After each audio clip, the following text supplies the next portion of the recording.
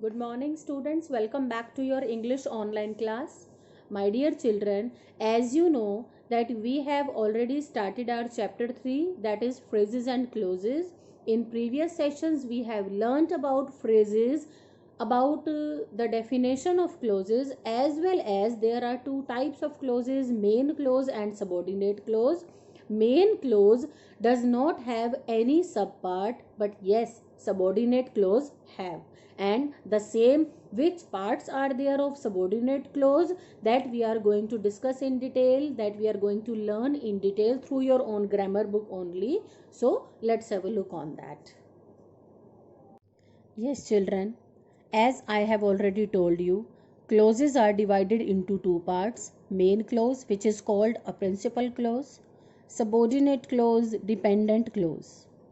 Further, main clause does not have any subpart, but subordinate clause has further three parts: noun clause, adjective clause, and adverb clause.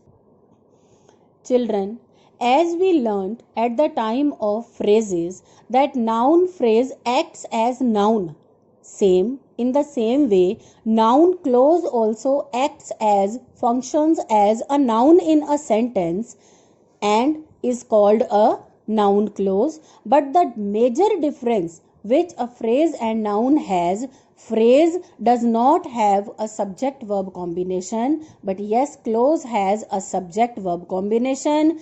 First type of clause, subordinate clause, is noun clause. It functions as noun in a sentence, that's why it is called a noun clause. In noun clause, of course, we will get the answer of what. You can see that. Let's take this example first of all, or this one. She promised that she would help me. What she promised? That she would help me. I know where he lives. What do you know? What do I know? That where he lives. So, as noun phrase, in noun clause also we get the answer of what, but the difference is phrase does not have a subject verb combination, but yes, noun clause has. Further, children, noun clause acts like noun phrase. This means that noun clauses may be subject, object, complement, or object of preposition. It is not a compulsion that noun clause will be in the beginning of the sentence only. It can be in the middle, it can be at the end.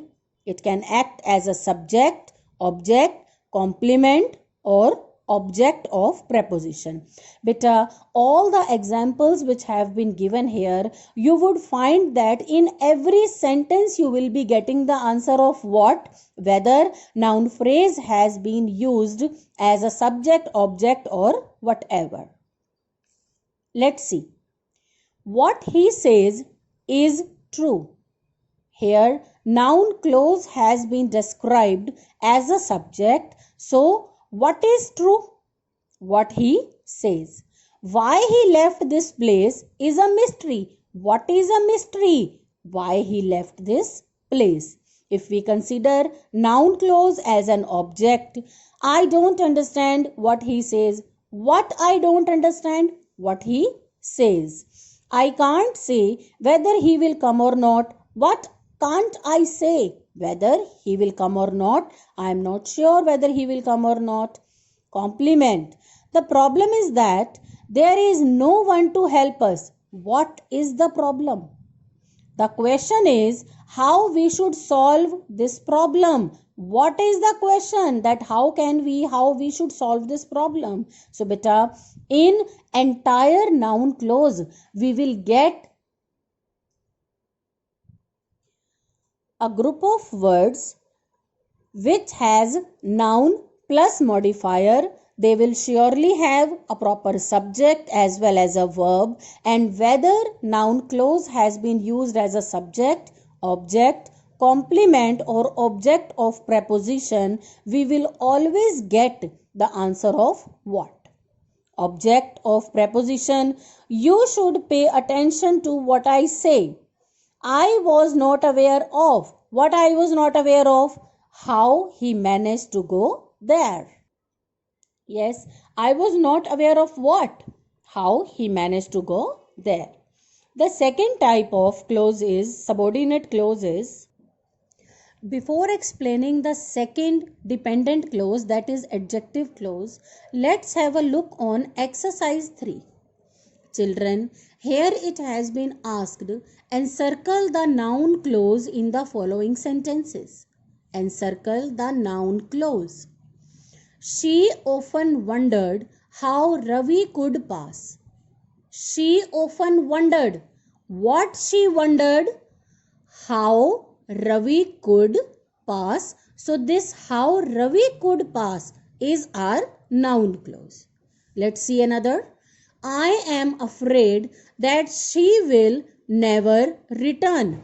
I am afraid of what?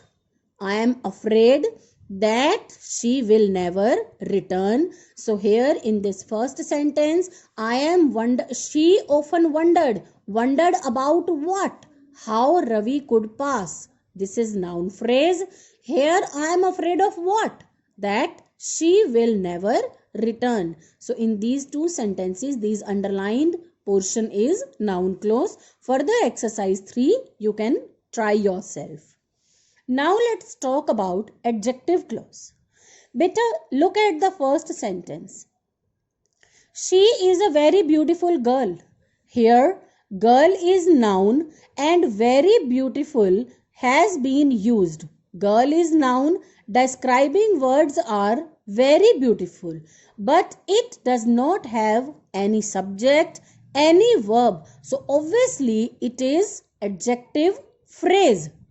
Let's look at this example. She is a girl who is very beautiful. It has a subject as well as a verb. So it is adjective clause. We cannot call very beautiful a clause, but yes, it is a clause because it has a subject and verb combination.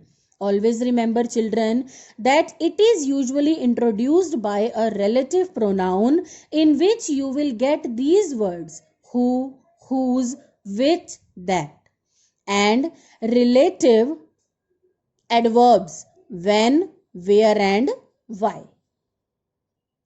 Adjective clause is always introduced by relative pronouns and it is called relative clause also. Adjective clause is called relative clause also. Children, as we know that adjectives are describing words, they always describe a noun. Here we are talking about adjective clause, so definitely adjective plus modifying words will be there to describe noun.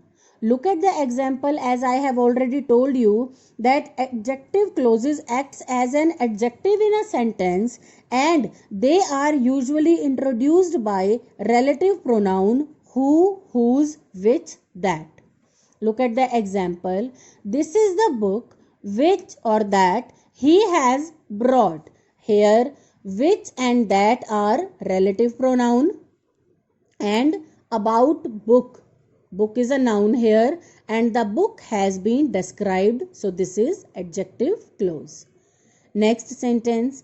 I met a friend. Friend is noun here. With a relative pronoun it has been described and this is our whose father is a pilot is adjective clause here.